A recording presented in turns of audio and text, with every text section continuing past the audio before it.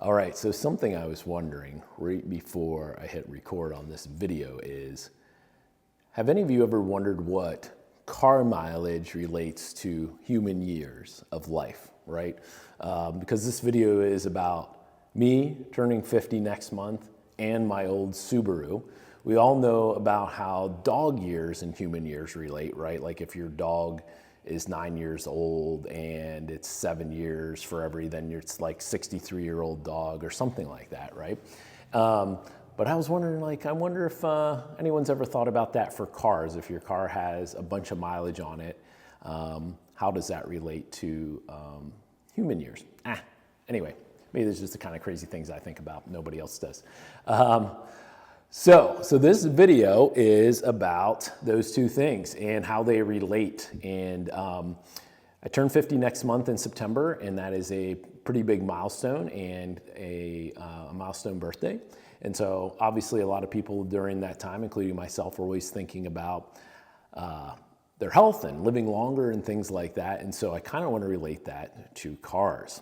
A lot of people who know me well know how much I love cars. I talk about cars a lot. I use a lot of car analogies when describing different things going on with the body. I often say that your muscles are like the shocks on the car and things like that. So they know how much I love cars, and people who know me well also know that I've been driving pretty much the same car for almost 20 years. So let's talk about Subarus. So my first Subaru was a 2002 Subaru Impreza WRX. Here is a picture of it with me and my daughter washing it. And this is back in early 2007. So my daughter would have been close to 2. And this daughter is now 20 years old, to just give you an idea of how long I've been driving this same car. And then that car I kept that specific car, I kept till about 2016, I believe it was, when I was in a crash where someone hit me from behind, and then that pushed me into another car. Here's a picture of the damage to that car there. So I kept that car for about, I think I got it in 04, 05. So I kept it about 11 to 12 years, and I put 240,000 miles on it. And then I was in this crash.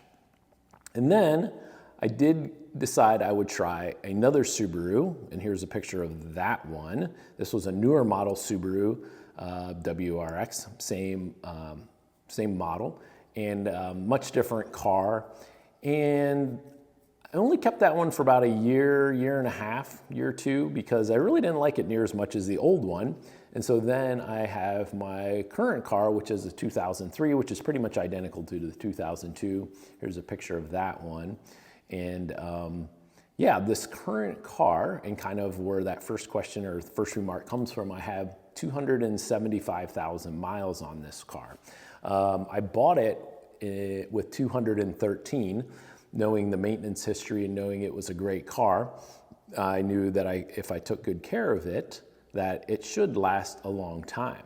So there's where we get into the comparison between your body and having an old car and how to take care of yourself. So this is a little outside of the normal topics of things I talk about, mixing cars and the body together, but I thought it'd be something fun to do. So yeah, I have 275,000 miles on this car, and I plan on keeping it for a while. Even if I get something else, there's no reason to sell it at this point. I've taken care of it. It's worth a lot more to me than anybody else. So how this relates to your body is, the first thing is, when you have a car, and especially an older car like I do, you have to give it regular attention. So it's almost weekly, maybe every other week, that I am, especially on this car, which takes some oil, I'm checking the oil. I'm always listening for things. I'm checking underneath of it for leaks and things like that. I give this car regular attention. Now, thankfully, this car doesn't require a ton, but that is one of the first things I want to talk about, is like, when it comes to your body, just like an old car, you can't just go into cruise control mode and just think like everything's going to be okay and you never have to check things out, right? So regular visits with healthcare professionals, including physical therapists, of course, are really helpful to be able to make sure things stay in tip-top shape.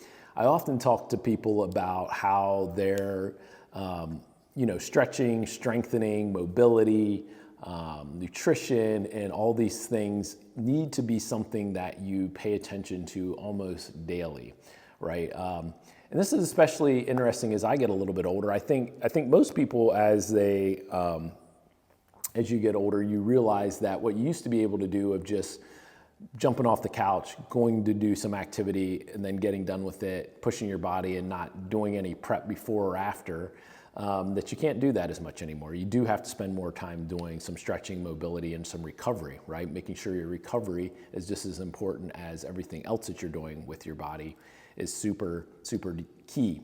So, daily practices or almost daily practices of doing stretching and mobility type stuff is really, really important. I often tell people, we don't do this with our teeth, right? We don't just you know what, I'm going to stop brushing my teeth for a month or two and just hope nothing bad happens, right? We know something bad will happen and it'll be kind of costly and painful in a way. So we always are taking care of our teeth, right? Just brushing our teeth twice a day. Most people, hopefully you are. And so you got to think of your mobility and stretching work just like that, okay? The other thing with a car and that relates to your body, is don't ignore warning signs, right? So if I hear something going on with my car, I'm like, oh, that sounds, what is that? That sounds something new. I haven't heard that before. I might see if it sticks around. Is it just like one time when I drove it? Is it repeatable, right? We do this with our bodies too, but the key is it not to ignore those things, because an older car or any car, just like your body, if there is a decent problem there and you ignore those warning signs, they turn into a bigger problem, right? So, and ironically, some of the problems that we get with our bodies is also a noise, right? So sometimes it is a creaking noise in our back or knees or shoulder or something like that. And so if you have warning signs similar to a car, get it checked out right away. Don't wait. That's the key to having a long life and having some longevity in your car and in your body. Third point I want to make is to don't be cheap, right? So a lot of times when I do work on this car, I don't look for the cheapest solution, right? I like to be able to get the correct parts for it. I don't try to find some knockoff part that's maybe cheaper, that doesn't fit quite as well. I'm thinking, if I want to keep this car for a long time, why not go with the original parts that go with this car? And to me, that's really key too with your healthcare, in that if you want to take care of your body, looking for the cheapest solution isn't always the best, and then look at it as an investment, right? Whether it be going to a functional medicine doctor to get some extra tests done outside of your normal, just regular MD. Maybe it's even buying and spending time with healthier food, getting some coaching on nutrition, going to see a physical therapist when you, as preventative, kind of a lot of times what people do with us, right? They don't want to have big problems creep up, so they're always coming to see us directly and on a regular basis. And the same is true with your body as it is with a car. When it comes to your health, don't be cheap. I'm definitely a frugal person, and I can fall into this trap pretty easily, but I try not to for either my car or for my body and my health, so don't be cheap.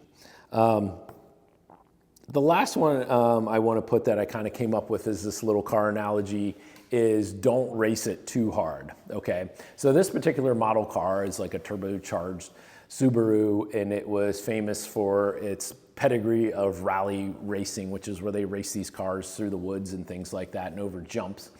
And so because of this, a lot of people like to modify this car and really soup it up in a way. And when that happens, it becomes unreliable, right? They just basically push it way too hard and it breaks early. They're actually known for breaking early because so many people have modified them. But as in the case with this car at 275,000 miles, if you just take care of it, treat it like it should be, then it lasts a really, really long time. Now, that doesn't mean that I don't, use it as it's intended and wind it out a little bit and rev the engine and things like that. That's good for a car also, and it's good for your body, right? So like exercise. So the analogy here is like, you want to be able to use your body as intended. And to do that, you need to exercise it on a regular basis, right? And we know this through strength training, cardiovascular exercise, keeping your mobility, using it in a variety of ways, using it on a daily basis, right? That's another thing you could say with a car. Cars that just sit around too long end up kind of deteriorating without using them. There's a lot of cars that the more people use them on a regular basis in the right way is actually a better taken care of car, and things don't deteriorate. So that's the key, is like use your body, use it in a regular basis, use it in a variety of ways, push it, but don't push it too hard, because that is when we get some people that we work with who are so tied into one specific way of working out. And it could be a variety of things. Could be a runner, could be a tennis player, could be someone who's just lifting weights, and they go down the rabbit hole too far and they push it, and that actually ends up decreasing the longevity, right? So you want to use your body as intended, use it regularly, use it a lot, push it, but just don't push it too far. That is key. So anyway, that is my body versus car, or not versus car, but analogy between body and car. I just thought of this video on the way to work this morning. I thought, this would be a fun video to do as I was driving here in my Subaru. So treat your body right, and it will last a long time like my Subaru. So hopefully you enjoyed this video, and if you have any questions, you can comment below. Thanks for watching, and I'll talk to you again soon.